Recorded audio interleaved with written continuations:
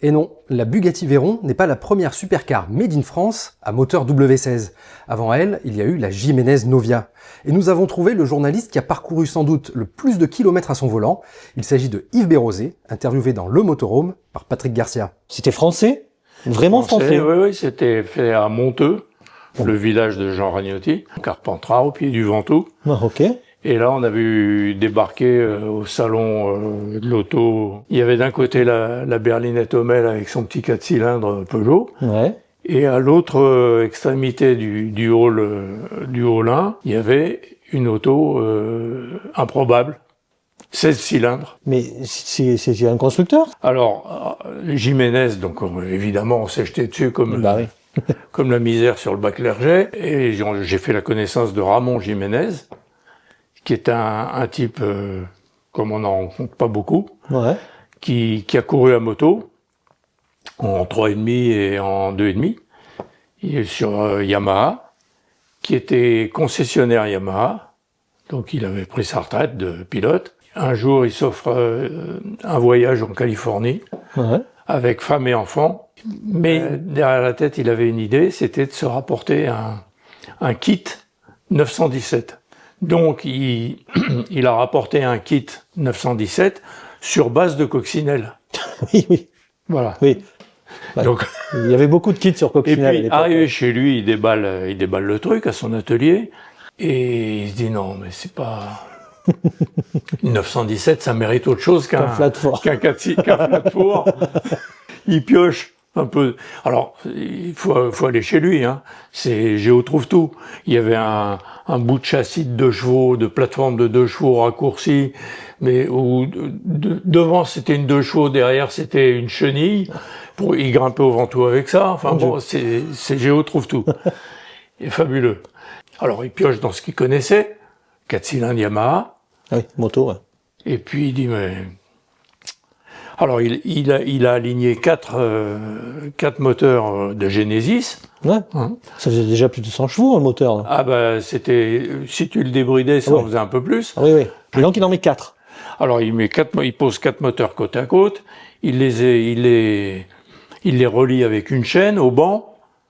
Et puis il fait faire par Cybelle, qui était à Avignon, Carpentras aussi, un électronicien, il fait faire une gestion d'allumage et d'injection. Il a tiré sur la balance. Il a vu qu'il approchait, qu'il dépassait facilement les 600 chevaux. Ouf. À l'époque, les grosses voitures faisaient pas 600 chevaux. Hein. Bah, à l'époque, il y avait la gestation par Gordon Murray de la McLaren, la première avec les 3 places devant. Ouais. Et qui avait derrière un V12 BMW. De 600... qui faisait 600...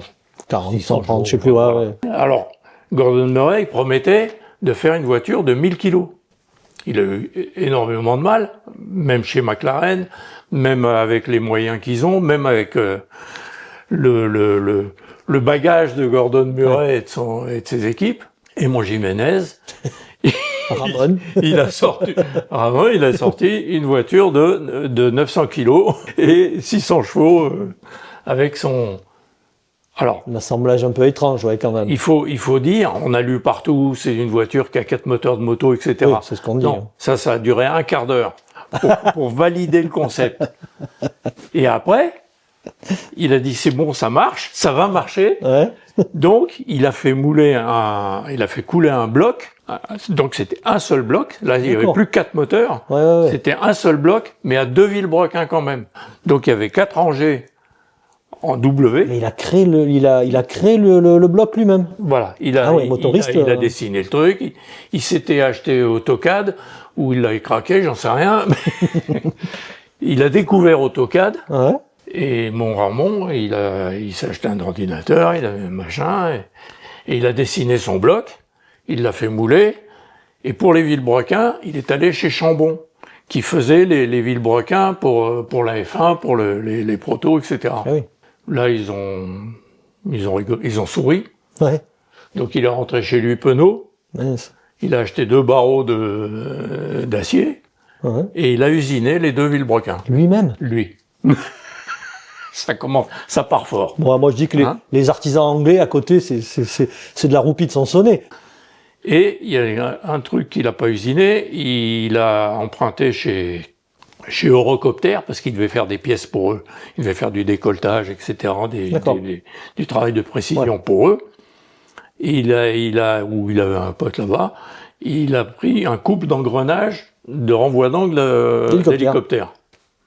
Pour changer ça encaissait, il n'y a pas de problème. Il engraine les deux vilebrequins, donc contrat rotatif. Après, facile, il jette des pièces moto dedans, il a pris de la série, les bielles, les pistons, les culasses.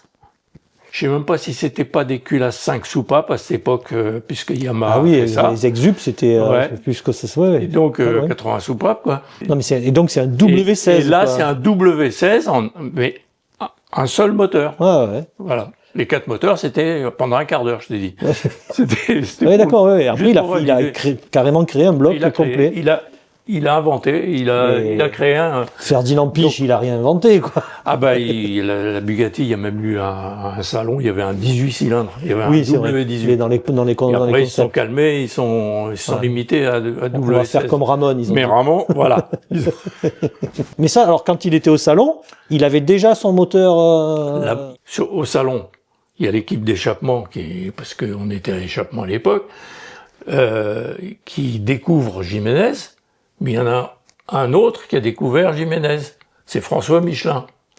Qui passe là avec son staff, tous ses portes attachées caisses, et qui voit Avon sur les pneus de Ramon. Anglais, sur les pneus de la Novia. Oui. Il dit, mais attendez, c'est quoi?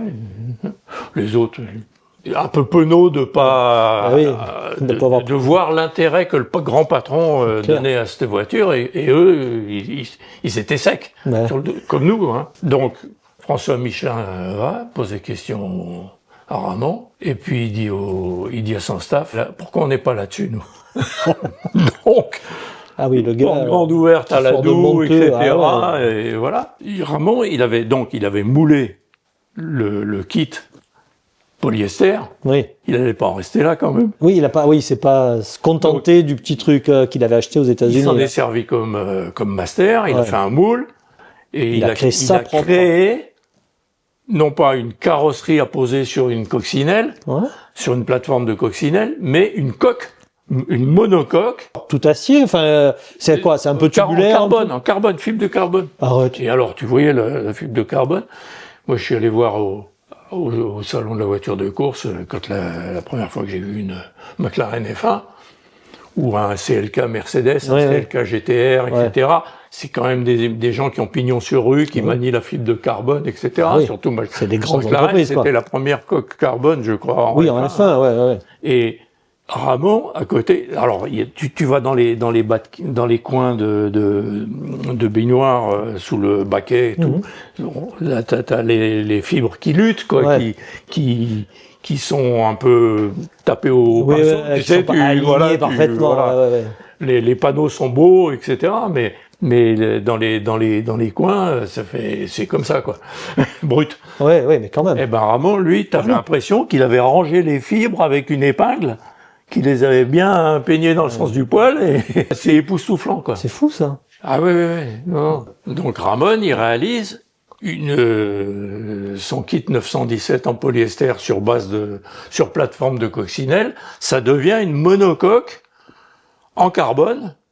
Il s'était dit qu'il voulait faire c'était en fonction de la réglementation du Mans, du GT, etc. À l'époque où on a vu des CLK GTR, etc. Il n'y avait pas la Dauer aussi à l'époque? La Dauer, qui était une Porsche 962, qui a gagné Le Mans avec Yannick Dalmas. Et qui a été homologuée pour la route à un moment par Dauer. Voilà, c'était son idée, c'était de faire une voiture pour Le Mans, d'en faire 50, même parce qu'il fallait en faire 50, je crois. Il se pointe chez Larousse, à Signes. Écurie de F1. Voilà. Il y avait Michel Tétu à l'époque, qui était l'ingé. Il faisait la Larousse F1, avec Calmels. Qui a eu un V12 Lamborghini. Didier Calmels, etc. Il y a eu le V12 Lamborghini. À une époque. Qui a été aussi chez Ligier, etc. Et il dit, est-ce que je pourrais vous louer un hangar, une place, parce que je voudrais construire 50 bagnoles, et puis en échange, pour la location, je vous fais des pièces en carbone. Le gars, il dit, t'es qui, toi? C'est ça. Ouais, ouais, Ramon. oui, oui, oui. Et donc, Michel Tétu, et ça, j'ai raconté par lui, il se pointe avec l'ingé Ouais. qu'on a vu chez Oreca, etc. Donc, le jeune et le vieux, il se pointe chez Ramon. Il dit, mais vous avez fait où votre coque en carbone? Je vois pas d'autoclave. Bah ouais. Alors, Ramon, il dit, bah, vous voyez le renfoncement dans le mur, là? Ouais. J'ai mis mon moule là. J'ai acheté chez Castorama des panneaux, des cloisons, tu sais, des Béatrice. des panneaux remplis de cartons alvéolés, Ouais, tu vois, oui. etc. Deux serre-joints là. Mon chauffage, ma chaudière d'atelier, Ça fait le four. j'ai fait un trou, ça chauffe. Il a construit son four autoclave. Il pose un thermostat et une horloge de cuisine, Ouais, là, ouais. tu sais, un Incroyable. truc pour faire les œufs à la coque ou le rôti. Et il dit, ben voilà, j'ai fait là. Et t'as Tétu qui se retourne vers le jeune ingé qui dit, et on vient de s'en mettre pour 600 000 balles. De four autoclave Un acheté. four autoclave. Bon, après, il faut voir, est-ce que ça a marché? Parce que, Alors, ça a roulé ce truc-là? ah ben, Parce que dans un salon, ça, c'est beau. alors, donc il a la coque, il a le moteur, Ouais. et il va chez Courage pour La transmission. acheter des porte-moyeux, Ah oui, oui, freins, tout le reste, ouais, le châssis. des Ouais. freins à paix, etc. Bon, boîte Yolande. Ouais. Donc Course, alors. il n'avait pas le temps de faire encore une boîte, Ouais. mais ça aurait duré, il l'aurait faite, il aurait fabriqué une boîte. Oui, bah oui. Et donc il met une boîte, une DG400 là, de Course. proto du monde, Ouais. de C1, et il va chez Michelin. Il a avec sa voiture, il lui passe au bon état. Courage, il achète les pièces, il monte Voilà, la voiture, il monte la voiture. châssis, donc elle est roulante, ça y est. Elle est roulante, il va chez Michelin, à la Doue, là, enfin. Ouais. Il passe la voiture, ils lui font le grand jeu, il lui passe la voiture au banc bêta. Ah Ils ouais. disent, bon, bah, la coque, elle est rigide. Ah ouais, en plus, ah oui, Ouais. ça a bien marché. Et à côté, tu avais la coque de la Bugatti EB112, c'était la berline. Oui, oui, le concept car, ouais. Ouais, il y a eu 3 coques. Oui, c'est ça, faites. ouais, Après, Giugiaro, non? C'est C'était, Guildo qui avait racheté Après, ouais. le stock de pièces, ouais. Et donc, elle est passée là-dessus, la Jiménez, impeccable. On dit touche à rien. Et lui, il disait, mais s'il faut, je mets un petit renfort, un petit gousset dans un coin. Non, touche à rien. C'est parfait. Alors après, ils lui feront le banc de géométrie. Ouais. Il faut savoir que sa géométrie, il en avait 2. Parce que la voiture, elle était à garde-sol variable. Elle avait 2 garde-sol. C'était pas variable en continu. Ouais. Mais il dit, voilà, si je veux une voiture qui tienne la route, qui soit, Ouais, qui bah, ressemble à une 917. Un mode track, machin, un mode road. et un mode road, parce qu'il commençait à y avoir Et des les gendarmes dodanes, couchés. les gendarmes couchés, etc. Donc, il avait fait une dérivation sur le circuit d'huile, Ouais. moteur, sur la lubrification, et il avait Des un vérins. système de vérins Ah ouais. au-dessus de ces 4, ce que la Bugatti EB110 Ouais, la vraie, ça avait était sorti. prévu de faire, Ouais. quand c'était Paolo Stanzani qui a lancé la Renaissance, le premier Ouais. Renaissance de Bugatti. Ils avaient prévu une double suspension, pareil. Ils l'ont pas eu. Stanzani, ils se sont fâchés, il s'est barré. Et Artioli, en Qatar, il a récupéré Materazzi chez Ferrari. Et Materazzi, il dit, bon, moi je vais finir le projet moteur, le B110. W12, 4 turbos, etc., la B110, et il dit à Michelin, vous, occupez-vous de la suspension, moi je me fais la mécanique. Donc Jack Ford, il se retrouve en charge du Bugatti. client Bugatti Pour faire la suspension. chez Michelin. Ouais. Il commence par virer, il dit on va simplifier là, parce que il promettait, mais elle avait pris du retard. Ouais. Donc Jack Ford, il simplifie, la suspension, d'accord. Arrive mon Jiménez. Arrive le Ramon. Arrive le Ramon, il lui passe au banc de suspension, et il dit, mais vous me dites, hein, parce que lui, il avait fait dessiner ça sur AutoCAD et tout. Et le mec, il dit, en bas, en haut, vous ne touchez à rien. Voilà. Incroyable. Et la Bugatti, ils ont tout changé, Donc, ça marchait pas. Voilà. Incroyable. Donc le Ramon, un jour, il se fait, je sais pas, sans doute épaulé par Michelin, il fait une journée au Paul Ricard. Pour la presse, du coup. Pour la presse. Donc il y avait TF1, machin, etc. Turbo.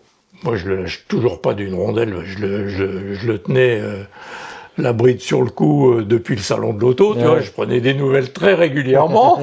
Mais ce jour-là, bon, il y avait de la presse, donc je monte, vient mon tour, je monte au volant, il était à côté, évidemment, il demandait qu'on assure la voiture, évidemment, on avait tous pris des assurances, parce qu'elle était unique. Bon, je déplace la voiture, tu sais, je le sentais bien tendu, etc. Bah oui, il y en avait qu'une. Il y en avait qu'une. Ouais. Donc, ça se passe très bien. Puis après, donc, ça roulait. Voilà, gentiment. Oui, de toute façon, tu pouvais pas forcer, tu pouvais pas pousser. Bien, enfin, bon. Tu te rends compte, un truc qui faisait 900 kg, 600 chevaux. Et ils y étaient vraiment? C'était déjà là. Ah oui, oui. Ah ouais. Ça se mettait sur les pattes arrière. Hein. Ça c'est. Oui. Non. Cette histoire-là, elle est folle parce qu'en fait, il n'y a qu'une seule voiture. Ouais. Il n'y en a jamais eu d'autres. Et est-ce qu'elle a roulé sur la route cette voiture ou Alors, c'est là que j'interviens. Ah. Non, il était fidèle, Ramon, parce qu'on l'a tout de suite respecté. On construisait la berlinette extrêmement modeste la même période, par rapport. Voilà. Elle faisait pratiquement le même poids, mais elle avait 4 cylindres. Elle avait 150 chevaux, tu vois. Il manquait 3 moteurs, quoi. Voilà. Il fallait empiler 4. Et donc, il était fidèle, il s'est pas galvaudé, puis tout le monde est retourné en disant, bon, une voiture à 4 moteurs. Il n'y a que la presse spécialisée qui peut-être qui s'est intéressée comme toujours en France. Ça s'appelait pas McLaren, ça s'appelait pas Bugatti, etc. Après, on va chez lui, il nous montre son autoclave. Oui, fameux. De chez Castorama. En cloison. Il nous montre sa chenillette pour grimper au Ventoux par la coursive. Et il dit, bon, on va aller faire des photos au Ventoux. Donc on sort de l'atelier, on traverse Carpentras, on prend la direction du Ventoux. Belle route. Et puis embouteillage, c'était la fin de les gosses sortaient de l'école, etc. Donc on roulait à 40 à l'heure. Boîte à crabot. Ouais.